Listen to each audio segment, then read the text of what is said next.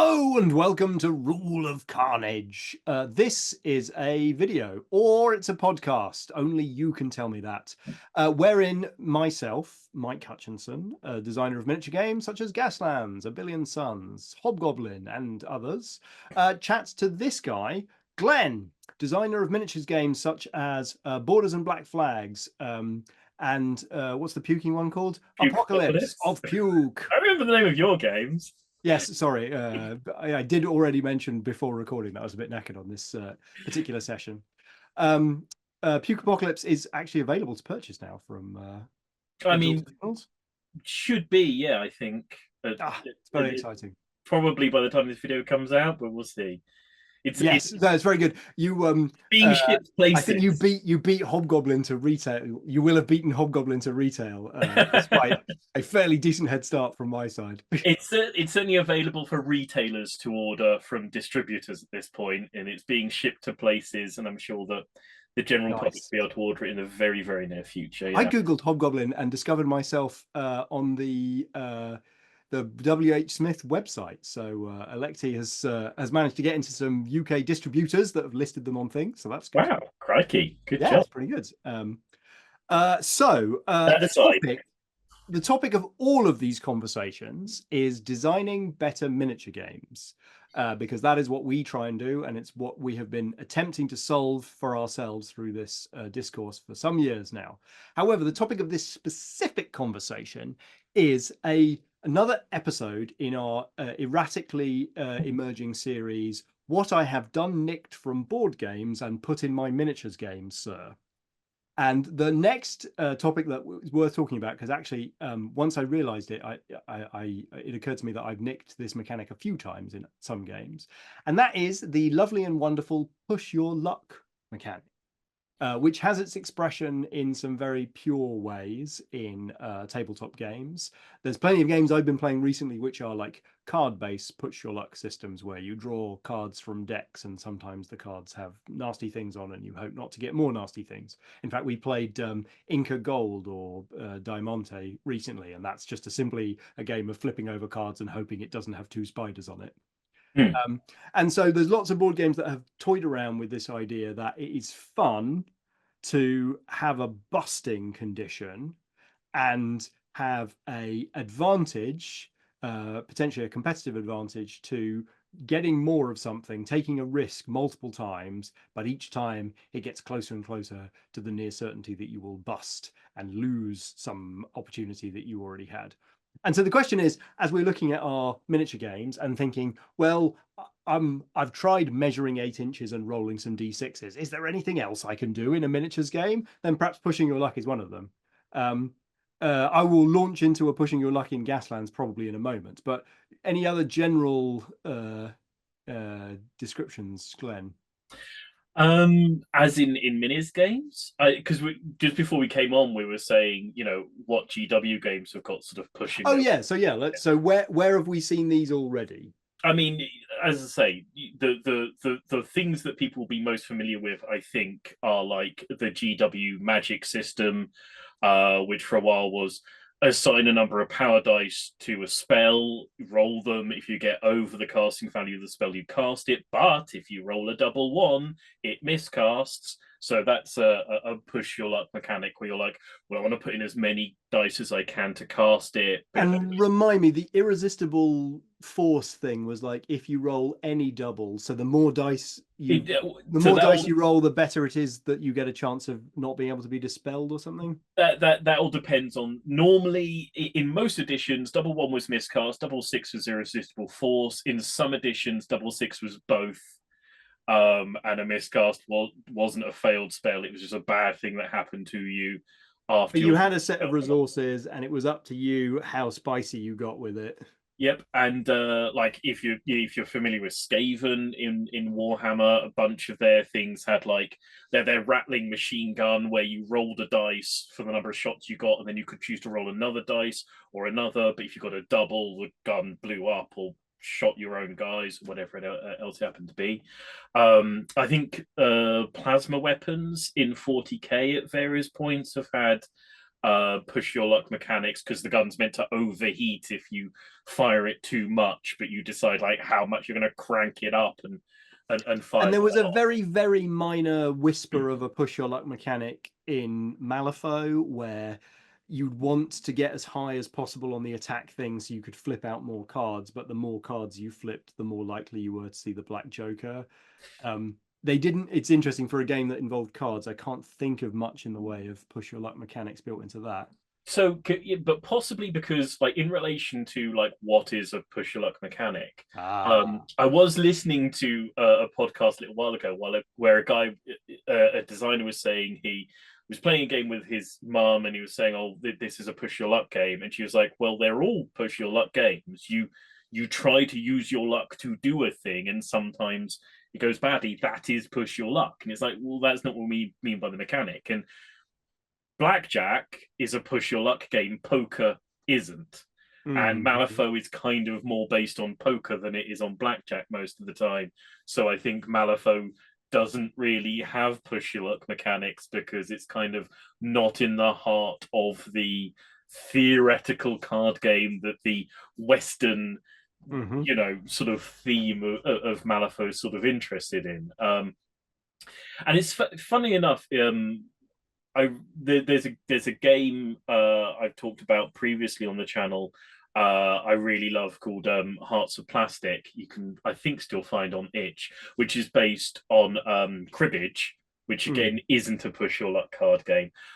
I feel like I've seen games, I think, hovering around the Discord based on ideas like blackjack. I think there's a game in development at the moment somewhere in the Discord which has a sort of blackjack push your luck sort of busting mechanic to it. Mm-hmm. Um, but yeah, it's an interesting mechanic. I think push your luck because Well, so it's you, oh, sorry, go ahead. sorry it's a lot of the time sort of anathema to catch up mechanics. Mm-hmm. So I was playing Can't Stop, the Sid Saxton uh, push your luck based game the other day, and you know, I had I think I rolled all ones, like on my third roll, and so just crapped out on the on the first round, and then you're behind, and therefore you actually have to push your luck further than the other people in order to get back sort of to a level playing field. And Mm. when the push your luck mechanic doesn't sensible play, it's like sometimes when you've used to play Scalextrics car sets when you were a kid, and the way to win at Scalextrics is to race incredibly sensibly and reasonably because somebody With will about overcook it 30 on a to corner. 40% on the Yeah, trigger. someone will overcook it on a corner and then they have to catch up, and that means they will overcook it on every single corner following. And Mm. in a push your luck game, it's like once you get 1 inch ahead of somebody, they're going to repeatedly plow themselves into a wall because they're trying to catch back up, Mm. because obviously they're trying to catch back up, so they have to push their luck further, which means they're more likely to fail or more likely to fall behind. And you just plodding on, doing like entirely sensible, well, 3 pulls, that'll do me, and then, oh no, I've got to do 5 now in order to get level. And yeah, so it's a tricky one to make fair and even and enjoyable for the person who has fallen even slightly behind. That's Um, interesting. and I think it's why where you see it in minis games, it's like dusted around a little bit, or it's like the fact that you see it in the Skaven in Warhammer is like, yeah, you playing these guys, you accept that sometimes all of your stuff is just going to blow up, and you're not going to have any hope in hell, and it's just going to go entirely against you, and you approach that army with that sort of sanguine mindset.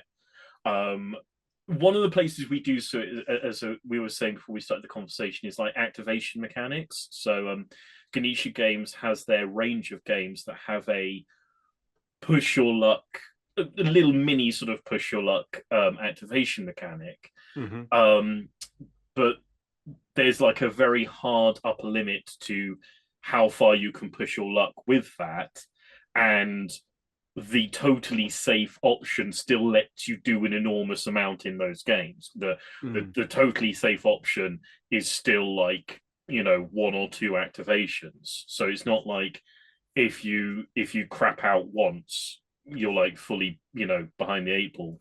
Often I think in those, if you do crap out, you then get to activate just like after everything else. Sometimes it's just a first one to activate activation mechanic. So you don't even have to like, push yourself particularly hard to get back up again. And this is perhaps trying to find the edge of the definition, but like in a game like Infinity where there's an opportunity to react, and so the way that I move, um, I can choose a safe path, which is maybe round the back of the building is going to take me longer, or I can beat it right through the open.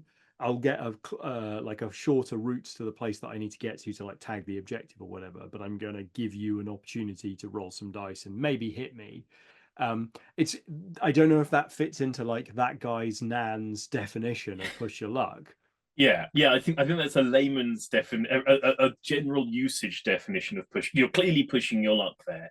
You're doing something risky that could get you killed, but that's not a push your luck mechanic. Mm. Push your luck mechanic is, like you say, the classic push luck mechanic is if you get number 20, you bust and you lose all of the things you were trying to do. If you get number 19, you obliterate everybody in a hellstorm of fire.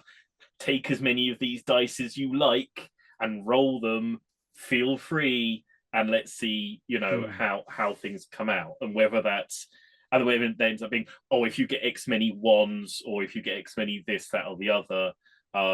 It's like, Puke Apocalypse's puking mechanic has a push your luck mechanic, because you lay tokens for your puking to like hit people with them. So the more tokens you have, the better.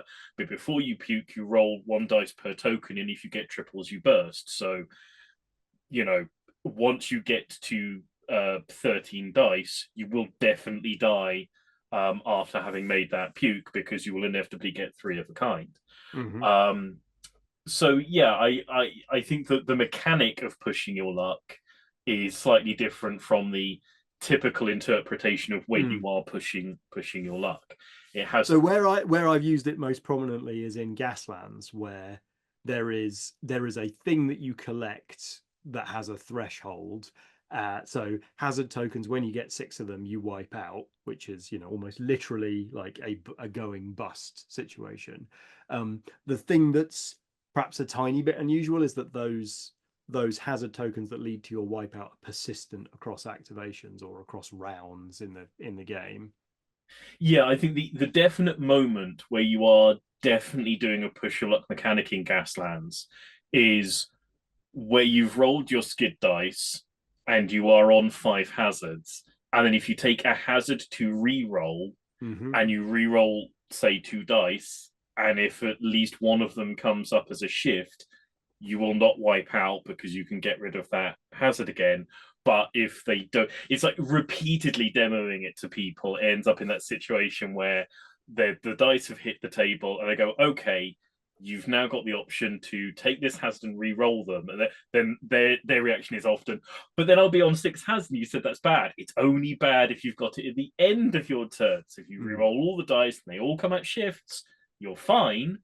But if you don't, if even one of them comes up as a hazard, you're wiping out. And that's a very definite push your luck moment, I think, in Gaslands. Generally, I think like when you're on like two or three hazards, it's more of a resource question, where it's like, I need to do a certain thing, I will suffer a certain amount of negative resource. Um, but I Yeah, and I think that like instinctually, or maybe just textually, if I can say that, like when I look at the board state and I'm like, ooh, a cool thing to do would be to get both a spin and a slide. So I'm going to fish for those results. Like maybe it's not categorically push your luck, but it has the same sort of sensation of like, I could play this safe and not gather negative resources, or I could roll the right dice and look like an absolute boss. And so the question is, do I push my luck to sort of do I take the risk that I'm going to end up in a worse situation because there's a possibility here that I could end up in a really good one? But again, that maybe that's the everyman's definition. Well, I think there's the push your luck mechanic, and then there's the risk it for a biscuit moment. Hmm. I think Gaslands, a lot of those moments are where you go, oh, if you get these things on the dice, really cool stuff could happen, and people grab up as many dice as they can roll and go, risk it for a biscuit and chuck it and see what happens. But I don't think I could call those classic sort of push your luck mechanics, because often, however badly those dice then come out, you can be fine. If you're Hmm. on 0 hazards and you're picking up 4 dice, no matter what those dice do, you'll be okay after you've resolved them. They literally Hmm. cannot wipe you out. And you cannot then pick up those dice and keep rolling them. And you cannot, within that single turn, push your luck until you wipe out. And Yeah, I think that's one of the things that doesn't feel like that's true within the scope of a single activation, within the scope of like a whole corner or like 5 or 6 activations. Like the experience is one of like, okay, the decisions that I made on this curve of pushing my luck back here have forced me into this situation here. So I wish I'd called it sooner. It's like it's almost like previous risk it for a biscuit moments leads to feeling like they will push your luck because of the connectedness of their knock-on effects. sure, but I think that's like, yeah, I regret my previous life choices. Moments in games can happen quite regularly, but Yeah. I think that unless the player is presented with a moment where they can go from 0 to completely ruined within a single ongoing, and you know ongoing until they choose to stop or die, because that is I think the central mechanic of push your luck is you choose to stop Mm, or you bust out. And that's why I don't think that generally it is the case that Gaslands is what I would call push your luck mechanics, because mm. you do not choose to just keep going. Apart from arguably, if Miyazaki has her Yeah, perk there's that one lets edge, her there's one corner re-roll case where you can carry infinitely on. for taking infinite hazards. But unless you can just ruin yourself in a single thing where you keep looking for that particular score, I So I don't think think that that works. that's super interesting. Like to think about why did I put in a break? Why did I put a full stop on how far you can push your luck with re-rolling, taking hazards to re-roll?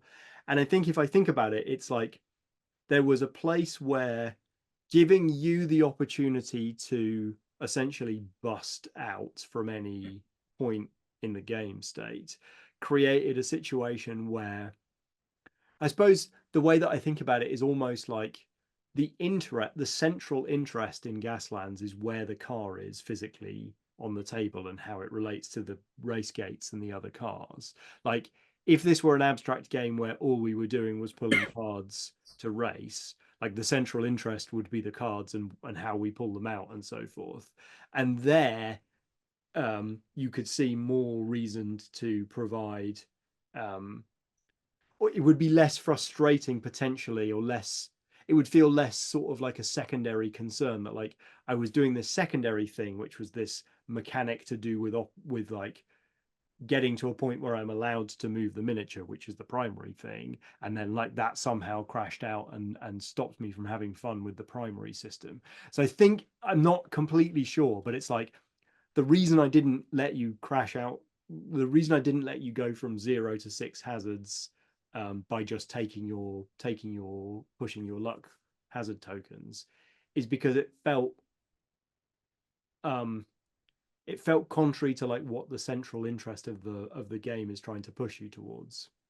Yeah, absolutely. And I do think this is why it doesn't often turn up as a central mechanic in minis games, Mm, because of that issue of like if you make it central and you make it what the whole game is about, that the thing of getting unlucky and just crapping out, and then that put you so far behind and destroying the game for you, is very hard to make a 90 minute to 2 hour long game where I have to turn up with 30 or 40 miniatures that I've hand painted about.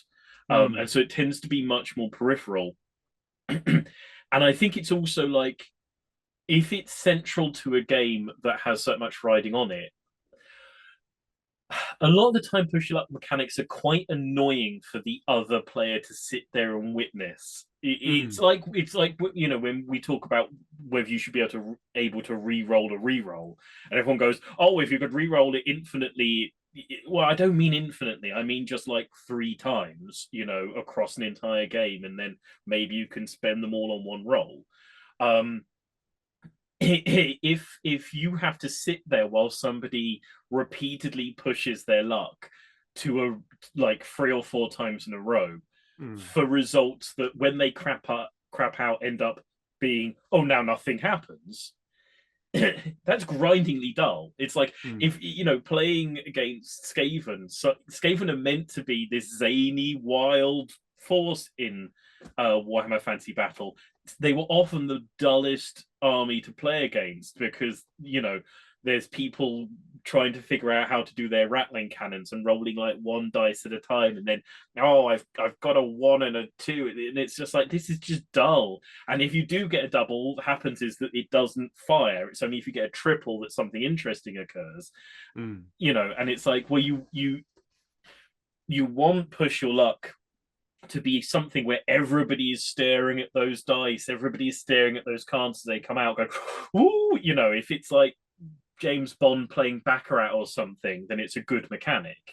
If Well, it's yeah, and this is because like there's stakes, they're shared, and like the state of that stack of cards or what have you, like the meaning of that stack of cards relates to the meaning of where I am. Whereas if we're using this as a secondary mechanic just to like power some other primary mechanic, then it is, as you say, it's quite easy to get into a place where, well, this secondary mechanic is just kind of like, it's just a little resolution system that doesn't really have any bearing directly on the other players. The output of this outputs a variable into the primary system of like where my miniature moves or how many dice, like how many damage I output or whatever. And maybe that has like some connection, but it's not central, and it's not a spectator sport because it's not like, you know, I know where I am in the game state, and if you flip one more card, then maybe I win and maybe I lose, and your decision is going to affect my state.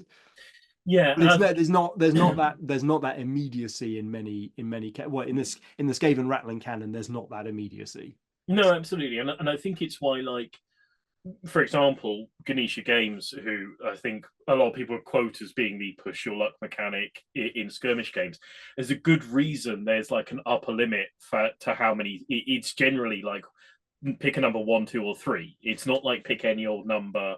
It's not actually push it until you break it. It's literally just 1, 2, or 3. Basically, most of the time, everyone's just going to be saying 2. You're just going to say 2. And that is number of activations in a row I think I can get successfully by rolling this dice. Yeah, by and large, you say 1 if you're like, it's super important I get that activation and I cannot risk crapping out. And you say 3 occasionally when you're like really behind and you have to pull it back. But by and large, everyone just goes, yeah, 2. Yeah, I got 2 activations. 2. Yeah, I got 2. And then very occasionally you sort of roll badly. And it's like, it's an option. It's a bit of spice you could follow down, and at certain points you will waver on it. But like 60 to 70% of the time, it's a non-choice. And I think like, if you're gonna push your luck mechanics into a minis game where it really like the way you're playing when you're playing like blackjack or something like that, everyone's genuinely focused on it and it really matters, that you call the right number and you're in opposition with somebody else, because that's very central to blackjack, is you're not just sitting there working against Yeah, and your I think target. that's where Ganesha Games provides the directional clue here, which is like, it feels to me like if you decided to put a push your luck mechanic around a central pool of resources, they might even be like flexible, fungible resources. Like if there's a pool of resources and we have a little tussle to find out who gets the bigger share of those, and then that has this really immediate knock-on effect of like, okay, well, how many units can I activate or something? And activation points is a really obvious like central sort of spoke around which the rest of the game can pivot, particularly when it comes to a skirmish game. But like it could be like, you know, how far in we deploy, or how many reinforcement tokens I get, or you know how many strategy points I get to spend on how many command points I get to spend on special abilities, that you know, how many dice I get to roll for my saga board. Like something which is, it's very central, and if we share it and then unevenly distribute it, it has meaning in the game. Yeah, and it those sorts of things can be tricky, like in relation to the fact that these are obviously oppositional games. I can't remember what I can't remember if it even got to like release or anything, but I remember ages ago reading a rule set for a minis game where basically everyone got, let's say, 3 activations per round. Mm.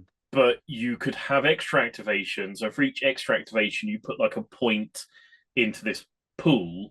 And at the end of every turn, you rolled a dice and you added the number of points that are in the pool onto the dice. And if it go over a certain score, the game ended.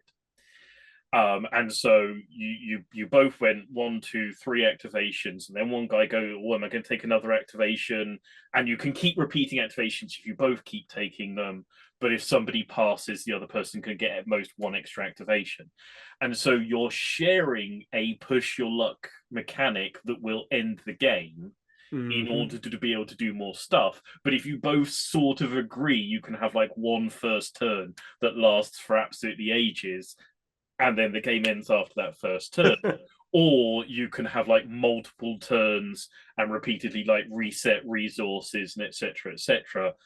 By not putting tokens, like extra tokens, into this pool that ultimately ends the game.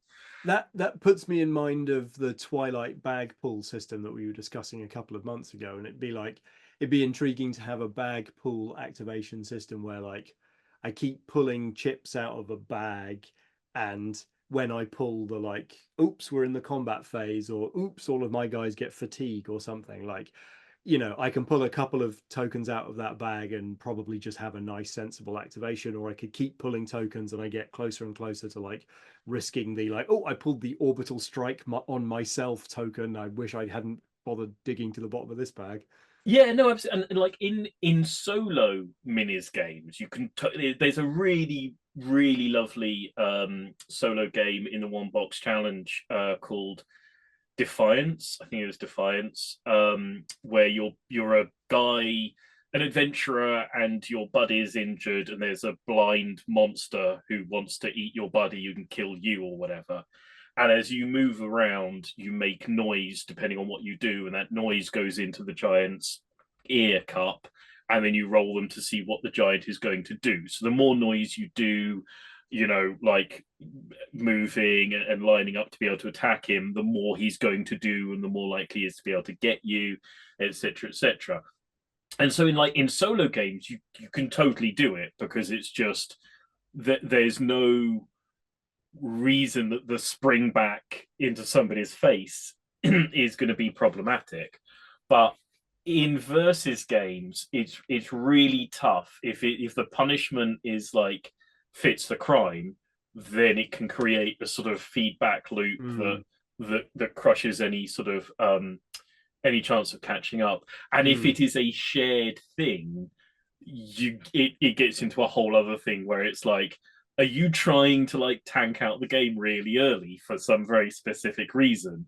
Yeah, that's, you know, that's kind of unfair. I don't like that you're pushing both of us over this cliff. You mm, know, I don't want to go down the Rickenback Falls. Thank you very much. Um, but yeah, I mean, I think it's an interesting mechanic to dot around in certainly in small places. But then I think it needs to be in minis games very carefully curtailed to avoid, frankly, just ending up being boring. mm. Because it is a mechanic that can end up being boring if not enough is riding on it. If you have enough riding on it, then I think that's like the sort of thing you to build the game around and Yeah. do clever things with and build structures around it. If I had a single piece of advice, is don't make it a central mechanic unless you have a lot of structures supporting its failings, because in a minis game it has failings that it doesn't have in blackjack or baccarat or anything like that, where, oh, this round of blackjack was 2 minutes long. Well, that's fine, it's a pack of cards and etc etc, but you don't want that in a minis game which I had to spend half an hour setting up. You know, Mm. either the mechanic, the push your luck has to be like, okay, when this number gets to 100, then something bad is going to happen, and we can add up to 5 on it each turn. You know, that kind of pushing your luck, or like in Gaslands where 6 craps you out, but you'll probably only add like 1 or 2 onto it in a turn, and you Mm. can come back again after you've wiped out. That would be my general sort of viewpoint on push your luck mechanics within minis games. Have you got anything super wise to add? I think the only thing that I would add is that there's an opportunity to create theatre at the table if you think about it correctly. And like, to the point where you said, well, actually, sometimes watching the performative aspect of pushing your luck can be quite boring. The opposite is also true when engineered correctly. Like the bit where somebody, in Gaslands could do something really amazing or is about to absolutely stack it. Like everyone's watching the dice and they're interested to see how they fall. So I think looking for those moments of theatre and making it um, interesting enough, and I think that's to do a bit with like a failing forward sort of positive game state output, where like the obvious choice with going bust is, okay, you bust, nothing happens. Like we can do better than that, and particularly when we've got miniatures in two-dimensional space, like we definitely should do better than that. So I think that theater maybe comes easier if you've got knock-on effects which kind of can affect everybody else, not just who's winning, but like, oh, I can change the relative positions of the miniatures because of the way that the bust manifest. I don't know. Cool. Well, I think that was a fairly reasonable conversation about push your luck mechanics in miniatures Send games. it to print, Daddy-O. Look, we've mentioned a few specific games with some push luck mechanics in this conversation. That is not the limit of push luck mechanics, even on a very, very strict definition of the term in minis games. I'm sure if you're watching this video, you've got a game with some form of push your luck mechanic that you either love or hate. So swing down to the comment section. Tell me what that game is. I would like to know. Tell us whether you think it was great or awful, and if possibly why. As you go into the comment section, there's a like and subscribe button. Press each of them an odd number of times. Then look in the section sort of between those things where there are links to our Patreons, where you can come by and support us in doing this and get things for supporting us. You can swing by our websites and buy things from us, games by and large. And you can come over to the Discord and chat there about push your luck mechanics in games. Chat to the people who have done the games that I mentioned that have push your luck mechanics, and ask them about why they put them in and what they think of this conversation and why. And in that Discord you can get cracking with your new miniatures game which has a push your luck at its very heart. Absolutely, it's beating, throbbing heart. But for now, I think, and from this episode of Rule of Carnage, it'll be a thank you and goodbye. So thank you and a goodbye. Cheers. This is one of these episodes that I'm definitely going to go away and try and design a miniatures game based on it. I'm excited. All right, bye bye.